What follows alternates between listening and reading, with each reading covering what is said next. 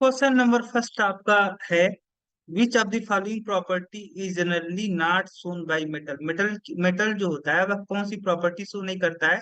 डक्टिबिलिटी show करता है, dullness नहीं, चेंज डलनेस आपका नहीं शो करता है। क्यों? डलनेस का मतलब होगा कि इसका जो सरफेस होगा मेटल का वह डल होगा। डल का मतलब आपका कम चमकदार होगा, जबकि मेटल के जो सरफेस होते हैं वो चमकदार होते हैं ना। तो ये इसका जो मेटल का सरफेस होता है वह लस्सरस होता है। लस्सरस का मतलब आपका चमकदार, है ना। तो ये प्रॉपर्टी आपका शो नहीं करेगा। तो सो आपका ऑप्शन कौन सा करेक्ट होगा? सी, इलेक्ट्रिक का है। ये नहीं शो होता है ना, मेटल जो होता है वह ये प्रॉपर्टी शो नहीं करता है। तो यहाँ पे वही पूछ रहा था कि नॉट शो। इलेक्ट्रिकल कंडक्टर होता है, इलेक्ट्रिकल कंडक्शन शो करता है, सोनरस इन नेचर होता है, साउंड प्रोड्यूसिंग नेचर होता है, ये भी होता है। तो आपका सही ऑप्शन कौन है? C, the ability of metal to drawn into thin wire. Metal की एबिलिटी जिसके कारण से आपका मेटल का हम थिन वायर बना सकते हैं, उसे क्या बोलते हैं? डक्टिबिलिटी। क्या बोलते हैं? डक्टिबिलिटी। Aluminium is used for making cooking utensils. Which of the following property of aluminium are responsible for the same? Good thermal conductivity, good electrical conductivity, high melting point और ductility। एल्युमिनियम जो होता है वह खाना बनाने के लिए जो आपके बर्तन यूज होते हैं उनको बनाने में एल्युमिनियम मेटल का यूज किया जाता है। क्यों ऐसा? क्योंकि जो एल्युमिनियम होता है वो गुड थर्मल कंडक्टिविटी रखता है, साथ ही साथ इलेक्ट्रिकल कंडक्टिविटी भी गुड रखता है। हाई मेल्टिंग पॉइंट आपका क्या है? डक्टिबिलिटी। डक्टिबिलिटी की वजह से नहीं आपका यूज किया जाता है खाना बनाने के बर्तन में बनाने के लिए। तो डक्टिबिलिटी, डक्टिबिलिटी तो मेटल की वह प्रॉपर्टी होती है जिसके कारण से मेटल को हम लोग पतले से वायर में ड्रा कर सकते हैं, है ना। Can be drawn into thin wire. तो डक्टिबिलिटी नहीं, यहाँ पे डक्टिबिलिटी प्रॉपर्टी की वजह से नहीं यहाँ पे होता है, यूज किया जाता है यूटेंसिल्स बनाने में। हाई मेल्टिंग पॉइंट, है ना। तो कुकिंग, हाँ, जरूरत पड़ेगी जब आप खाना बनाओगे तो खाना भोजन बनाते समय आप उसे हीट करोगे। तो अगर मेटल ऐसा नहीं होना चाहिए कि वो जल्दी पिघल जाए, हाई मेल्टिंग पॉइंट होना चाहिए ना। ये ऑप्शन भी आपका सही है। इलेक्ट्रिकल कंडक्टिविटी, इलेक्ट्रिकल कंडक्टिविटी के कारण से नहीं यहाँ पे बनाया जाता है इसको, क्योंकि यहाँ पे इलेक्ट्रिकल कंडक्टिविटी का कोई काम नहीं है ना। तो गुड थर्मल कंडक्टिविटी और high melting point, first and fourth आपका ऑप्शन डी सही है। Which one of the following metal does not react with cold as well hot water? वो कौन सा मेटल है जो हॉट वाटर के साथ भी रिएक्शन नहीं करता और कोल्ड वाटर के साथ भी रिएक्शन नहीं करता? तो सोडियम तो भाई आपको कोल्ड वाटर के साथ रिएक्शन कर लेता है, तो ऑप्शन सही हो सकता है। कैल्शियम, ये भी आपका क्या होता है? कोल्ड वाटर से रिएक्शन कर लेता है, तो ये भी नहीं हो सकता। मैग्नीशियम, हाँ, कोल्ड वाटर से रिएक्शन करे लेकिन हॉट वाटर से रिएक्शन तो कर लेता है, तो ये भी ऑप्शन नहीं हो सकता।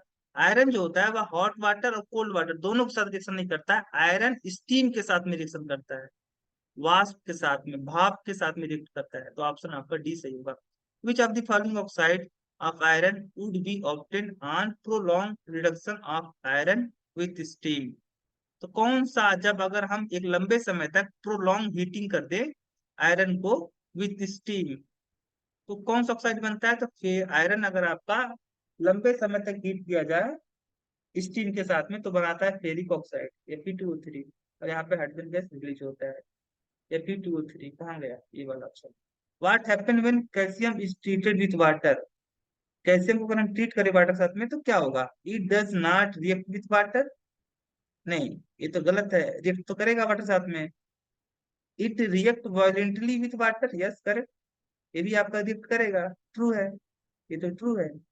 It react less violently with water, नहीं, ऐसा तो नहीं है। Bubbles of hydrogen gas are form stick the surface of calcium. जो हाइड्रोजन गैस के बबल्स निकलेंगे वो कैल्शियम के सरफेस पे जाके चिपक जाएंगे, जिसके कारण से कैल्शियम जो होगा फ्लोट करेगा वाटर के ऊपर। ये ऑप्शन आपका सही है ना। तो सेकंड एंड फोर्थ तो 100% सही है। Second and fourth, second and fourth,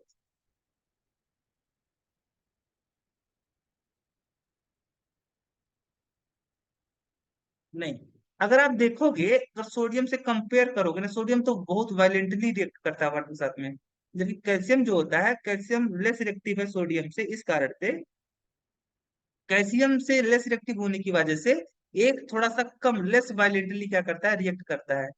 आपका ए ऑप्शन पास होगा, ये ऑप्शन सही होगा। लेस वायलेंटली रिएक्ट करता है in compare to water, sorry sodium with water. Second and fourth है क्या, कोई नहीं कोई, ये भी नहीं कोई मैच कर रहा है।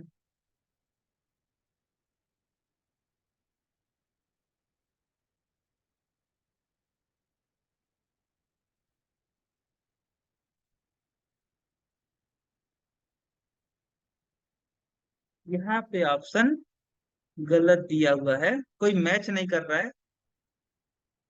है ना। ये तो ऑप्शन आपका फॉल्स है, ये तो रिएक्ट करता है वाटर साथ में, वायलेंटली रिएक्ट करता है, लेस वायलेंटली रिएक्ट करता है। ये तो आपका चौथा तो 100% सही है। तो चौथा सही है, तो ए वाला गलत, ए वाला गलत है, क्योंकि यहाँ पे चौथा ऑप्शन दिया ही नहीं गया है।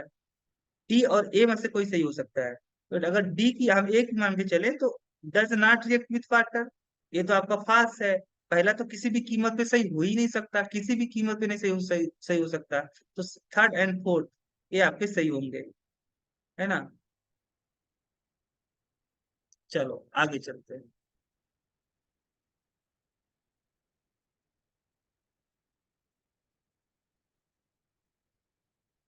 अगला है क्वेश्चन आपका,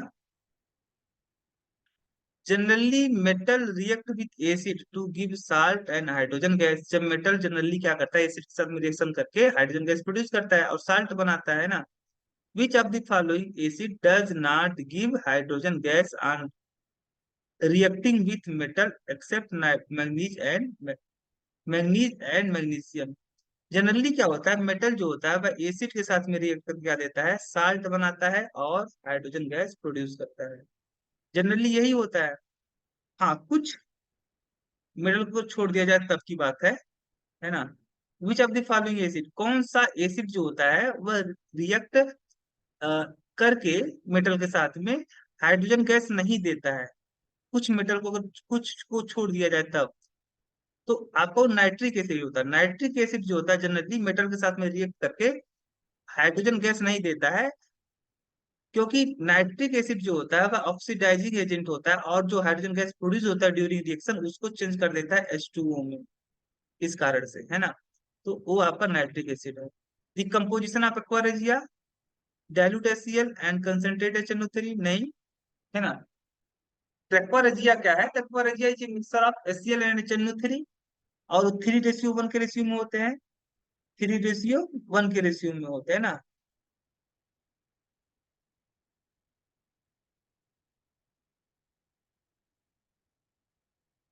ऑप्शन सी सही है।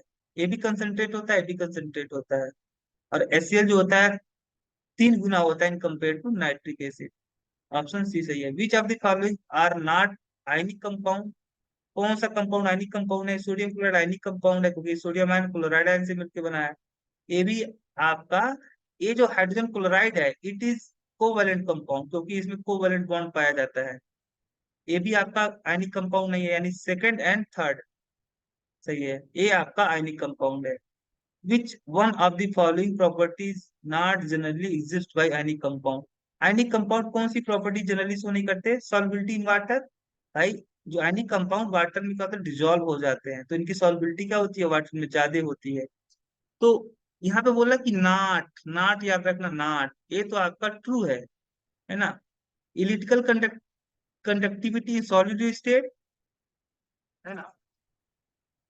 जो आयनिक कंपाउंड होते हैं वह सॉलिड स्टेट में इलेक्ट्रिसिटी को कंडक्ट नहीं करते हैं। क्या नहीं करते, कंडक्ट नहीं करते हैं, यानी आपका ऑप्शन बी सही होगा, क्योंकि यहाँ पे नॉट दिया था। कौन सा नहीं शो करता, ए नहीं शो करता, ए प्रॉपर्टी शो नहीं करता। सॉलिड स्टेट में आयनिक कंपाउंड इलेक्ट्रिसिटी को कंडक्ट नहीं करते हैं।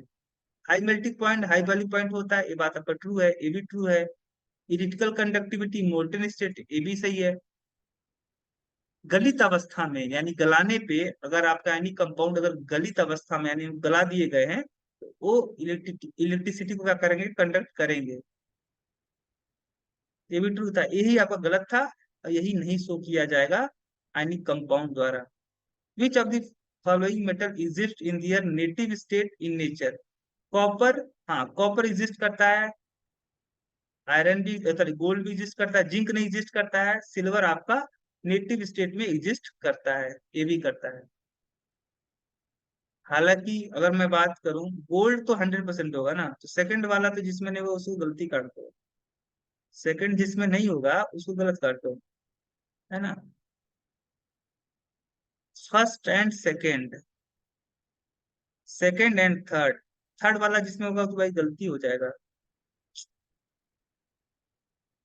ये तो बहुत काफी रिएक्टिव है, ये तो आपका नेटिव स्टेट में नहीं पाया जाएगा, फ्री स्टेट में नहीं पाया जाएगा। बचे आपके सेकंड एंड फोर्थ,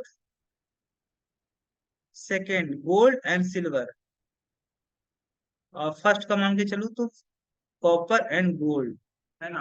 वैसे कॉपर एक ऐसा मेटल है, कॉपर और सिल्वर, जो कंबाइंड स्टेट में भी पाया जाता है और साथ ही साथ आपका कंबाइंड स्टेट में भी पाया जाता है और नेटिव स्टेट दोनों में पाया जाता है, कॉपर एंड सिल्वर, है ना, इसीलिए मामला फंस जा रहा है। तो ए वाला ऑप्शन भी सही होगा, ए वाला भी ऑप्शन सही होगा, सेकंड एंड फोर्थ भी सही होगा। वैसे यहाँ पे अगर रख दिया होता फोर्थ भी तो यही ऑप्शन सही होता। यहाँ पे मिस मैचिंग है, ऑप्शन सही से नहीं दिया गया है। सिल्वर भी आपका जो होता है वो भी नेटिव स्टेट में पाया जाता है। Silver article, sorry, which of the following metal are refined by electrolytic refining? कौन सा मेटल इलेक्ट्रोलाइटिक रिफाइनिंग द्वारा प्रोसेस द्वारा रिफाइन किया जाता है? तो गोल्ड आपका बहुत लेस इलेक्टिव होता है, इसका रिफाइनिंग इलेक्ट्रोलाइटिक मेथड से नहीं होता है। वेरी लेस रिएक्टिव मेटल का रिफाइनिंग इलेक्ट्रोलाइटिक मेथड से, very less very less reactive metal का रिफाइनिंग इलेक्ट्रोलाइटिक मेथड से नहीं किया जाता है ना। सोडियम, हाँ रिएक्टिव मेटल जो होते हैं, रिएक्टिव मेटल, इनका रिफाइनिंग इनका रिफाइनिंग इलेक्ट्रोलाइटिक मेथड द्वारा किया जाता है, इलेक्ट्रोलाइटिक मेथड द्वारा किया जाता है इनका रिफाइनिंग। आपका ऑप्शन सही होगा, फोर्थ वाला, थर्ड वाला, और कॉपर जो है, कॉपर कॉपर भी वेरी लेस रिएक्टिव है, तो आपका थर्ड एंड फोर्थ ये वाला ऑप्शन सही होगा। Silver article become black on prolong exposure to air, अगर लंबे समय तक अगर हम सिल्वर को रख दे लंबे समय तक एयर के कांटेक्ट में, तो ये जो होता है ब्लैक कलर का हो जाता है। ऐसा क्यों? Due to formation of silver sulphide, silver sulphide. galvanization is method protecting iron from the rusting by coating with thin layer of, galvanisation एक ऐसा प्रोसेस होता है जिसमें हम आयरन आर्टिकल को क्या करते हैं, प्रोटेक्ट करते हैं। और प्रोटेक्शन कैसे करते हैं आयरन आर्टिकल को? आयरन आर्टिकल के ऊपर हम एक लेयर चढ़ा देते हैं, किसका? आयरन आर्टिकल के ऊपर हम एक लेयर चढ़ा देते हैं, किसका? एक मेटल का, जिंक, दैट इज जिंक, है ना, जिंक यहाँ पे। Stainless steel is very useful material for our daily life. In stainless steel iron is mix with, stainless जो स्टील होता है, स्टेनलेस स्टील जो होता है उसमें हम लोग, जो स्टील होता है, steel is a mixture of iron and carbon. Carbon इसलिए मिलाया जाता है ताकि आयरन क्या हो जाए, हार्ड हो जाए। तो यहाँ पे आयरन इज मिक्स विथ किसके साथ में भाई? कॉपर, निकल, क्रोमियम, कॉपर एंड सिल्वर।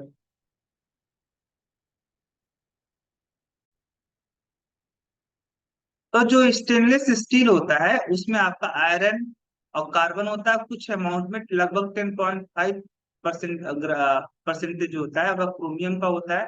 इसमें कुछ अमाउंट में आपका निकल भी मिलाया जाता है, मोलिब्डेनम भी मिलाया जाता है, ताकि जो इसकी स्ट्रेंथ हो वो और इम्प्रूव हो जाए।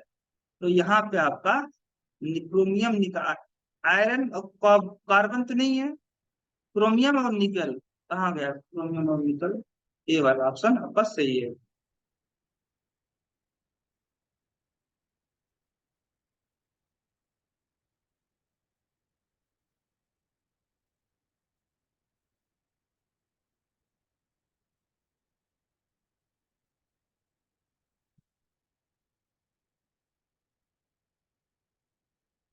अगला है आपका question, if copper is kept open in air, it slowly lose its shining brown surface and gain a green coating.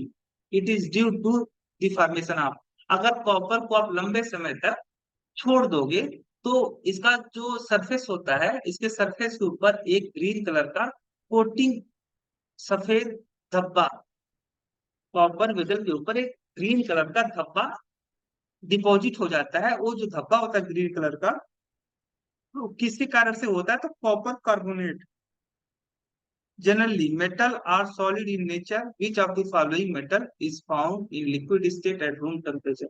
Metal generally solid में पाए जाते हैं, बट ऐसा कौन सा मेटल है जो लिक्विड स्टेट में पाया जाता है रूम टेम्परेचर पे? That is mercury. Which of the following metal are obtained by electrolysis of their chloride in molten state? तो आपका सोडियम और पोटेशियम, सोडियम और पोटेशियम इनके क्लोराइड,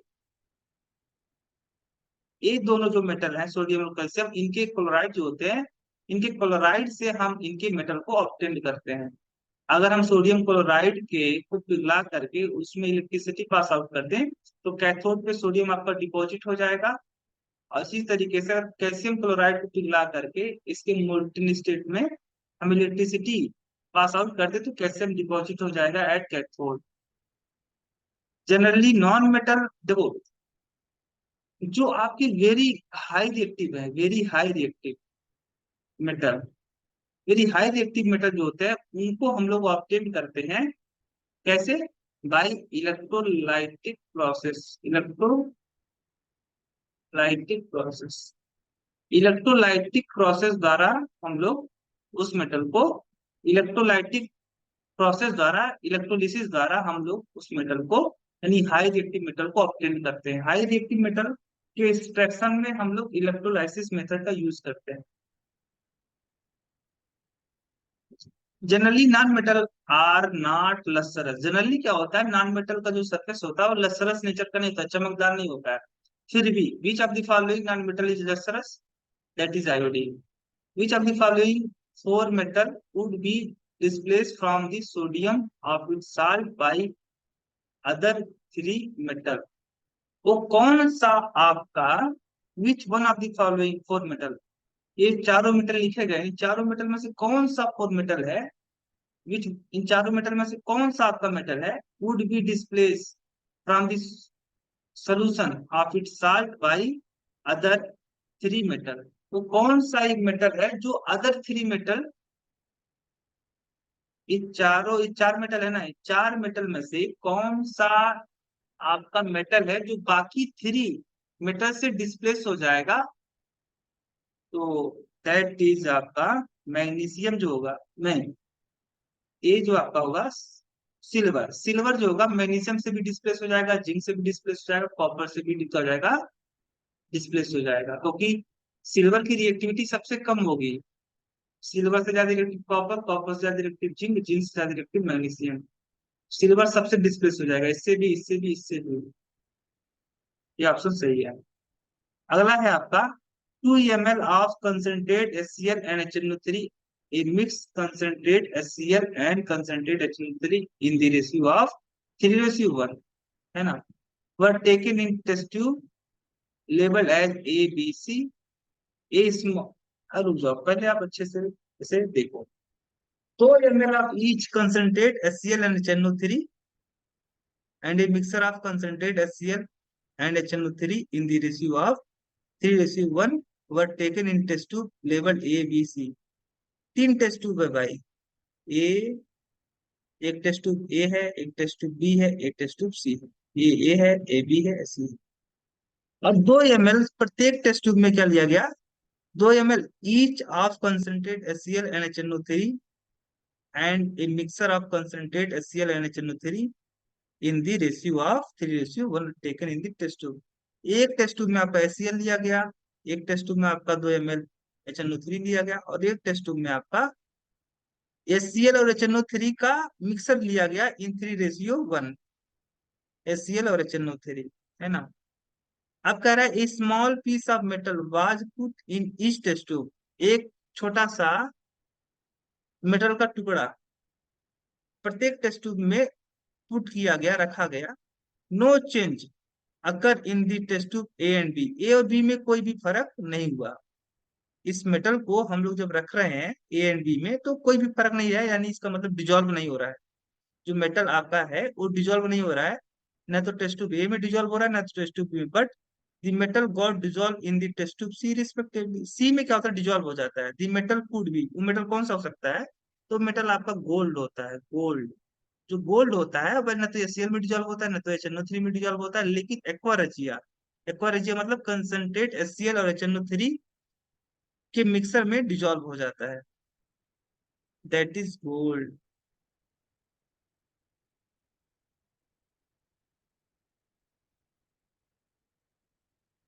वैसे प्लेटिनम भी है, प्लेटिनम भी होता है। एन एलॉयज, एलॉय क्या होता है? तो एलॉय जो होता है एक होमोजेनियस मिक्सर, एक कंपाउंड एलिमेंट, एलिमेंट नहीं हो सकता, कंपाउंड भी नहीं होता है। एलॉय जो होता है वह एक हेट्रोजीनियस मिक्सर होता है। और कुछ एलॉय होते हैं जो होमोजेनियस नेचर के होते हैं, बट सही ऑप्शन होगा आपका हेट्रोजीनियस मिक्सर। अगला है आपका,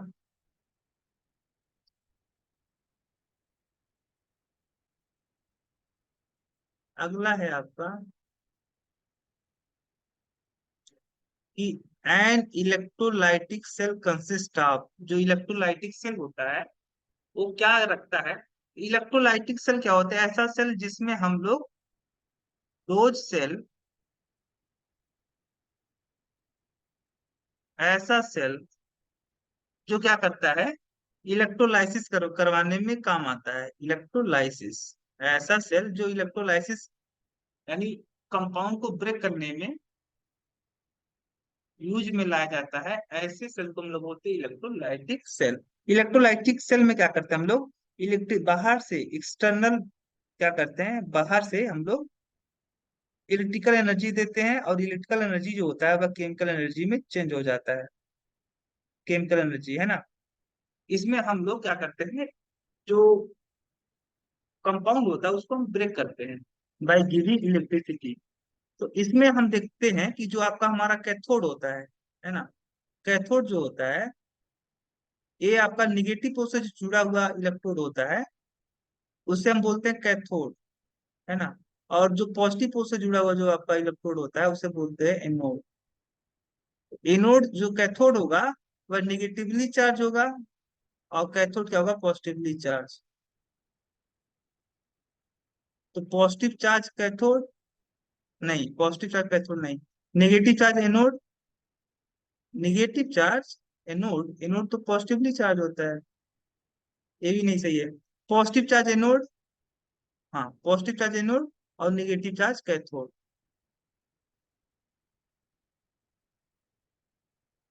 ये आपका ऑप्शन क्या होगा? सही।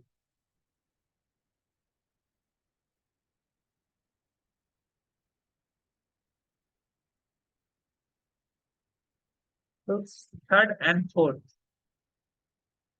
ये ऑप्शन आपका सही है।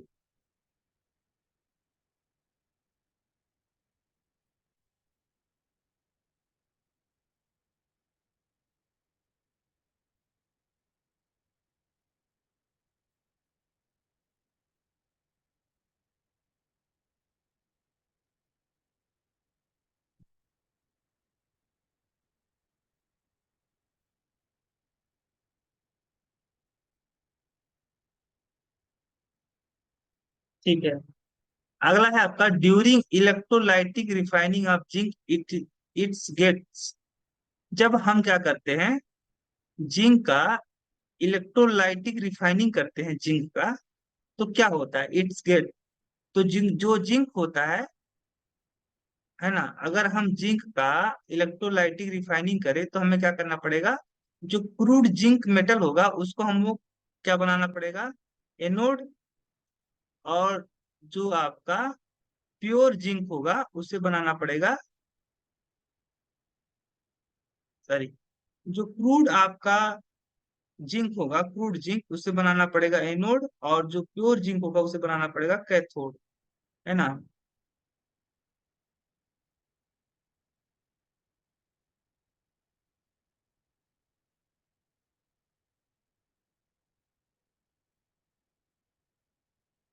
इस तरीके से, तो यहाँ से जो आपका एनोड होगा, यहाँ पे जो जिंक होगा, क्रूड जिंक, वो सोल्यूशन में आएगा, डिजॉल्व होगा।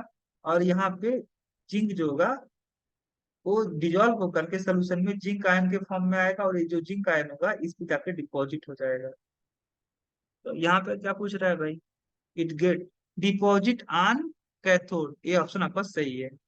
एनोड पे तो डिपॉजिट नहीं होगा जिंक, डिपॉजिट कहाँ होगा, कैथोड पे। ये आपका कैथोड था, जो कि प्योर जिंक मेटल का बना हुआ था। और यहाँ से जो क्रूड, आपका क्रूड जो जिंक होगा, जो खराब आपका कच्चा जिंक होगा, वो क्या होगा, यहाँ से, ये जब इसे हम इलेक्ट्रोलाइटिक सोल्यूशन में डिजोल्व करेंगे, डिप करेंगे, तो यहाँ का जो जिंक होगा वो यहाँ से डिजोल्व होकर सोल्यूशन में आएगा जिंक। जिंक जब डिजोल्व होगा, ये जिंक जो मेटल है ये जब डिजोल्व होगा, और डिजोल्व होने पे क्या होगा, आपका जिंक आयन बना लेगा, और ये जो जिंक आयन होगा ये जाकर के फिर आपका इस कैथोड पे जाके क्या हो जाएगा, डिपॉजिट हो जाएगा। And element A is soft and can be cut with knife. एक एलिमेंट है भाई, वो सॉफ्ट है और उसे नाइफ से काटा जा सकता है। This is very reactive to air and can not be kept in open air. अब पता चल ही गया होगा कि कौन सा मेटल है जो सॉफ्ट होता है और जिसे नाइफ से काटा जा सकता है, दैट इज सोडियम। और सोडियम जो होता है बहुत ज्यादा रिएक्टिव होता है एयर के साथ में। It is react vibrantly with water, water से में भी बहुत ज्यादा रिएक्टिव होता है, वायलेंटली बहुत तेजी से रिएक्ट करता है। Identify the element from the following, that is sodium. Alloy are homogeneous mixture of metal with metal and non-metal, which among the following alloy contain non-metal as one of its constituent। alloy जो होता है homogeneous mixture होता है metal का, या metal metal का, या metal non metal का। इनमें में से कौन सा alloy ऐसा है जिसमें नॉन मेटल आपका एज ए कंस्टिट्यूएंट के रूप में रहता है, तो वो आपका है अमलगम में नहीं। अमलगम में तो आपका, अमलगम जो होता है वह मिक्सर होता है मरकरी और मेटल का, तो दोनों मेटल पड़ जाएंगे। स्टील में आपका आयरन और कॉपर, आयरन और कार्बन होता है, तो ये ऑप्शन आपका सही होगा क्योंकि carbon is non metal. Bronze में कॉपर और टिन, है ना, कॉपर और टिन। ब्रास में कॉपर और जिंक।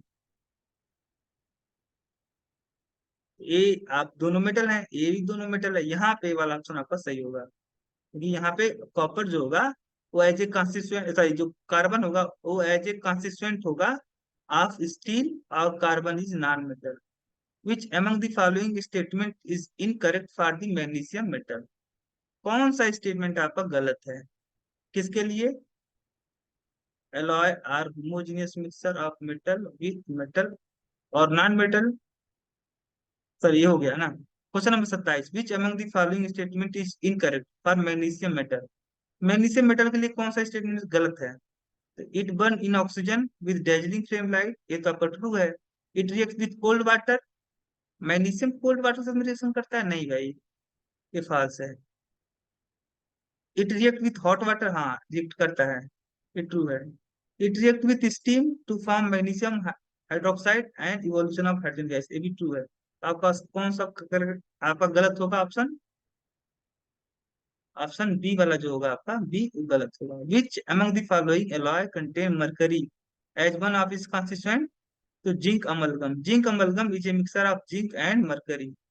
जब जिंक मेटल को आप डिप कर दोगे मरकरी में, तो जो जिंक मेटल होगा वह डिजोल्व हो जाएगा मरकरी के अंदर और एक मिक्सर बनेगा, जिंक और मरकरी का, जिसमें जिंक आपका डिजॉल्व होगा मरकरी के अंदर, ये होगा आपका, इसे हम बोलेंगे amalgam.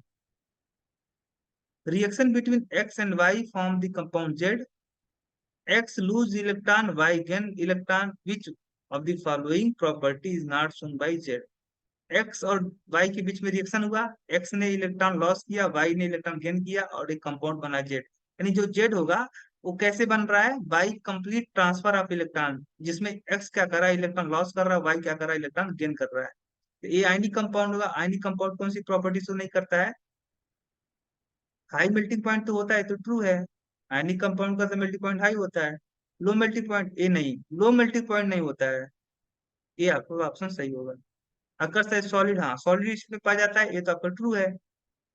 Conduct electricity in molten state, ये भी बात आपका ट्रू है। यानी कंपाउंड गलित अवस्था में इलेक्ट्रिसिटी को कंडक्ट करते हैं, ये भी आपका ऑप्शन सही होगा।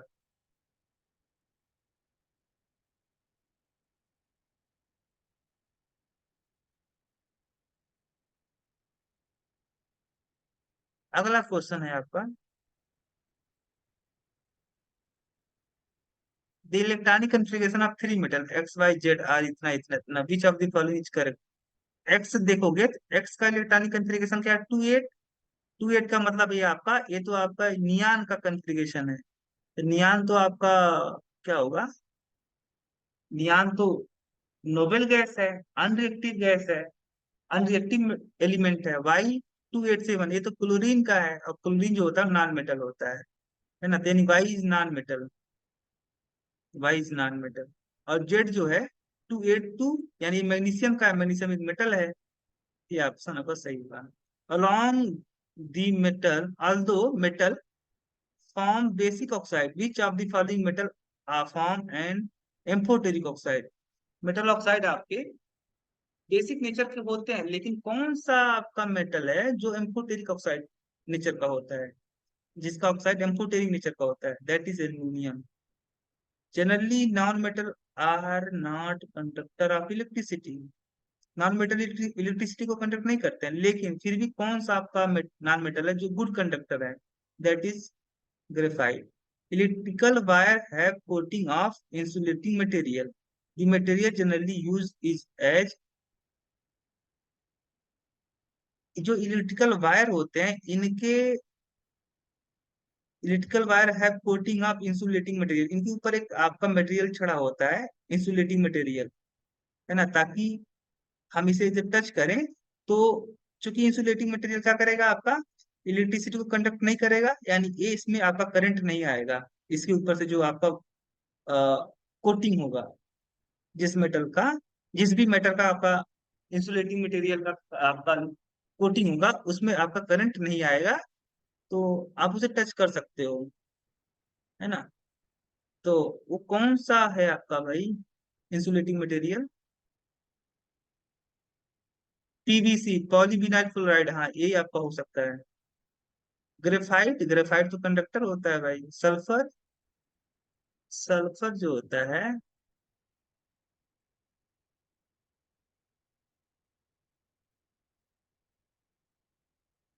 सल्फर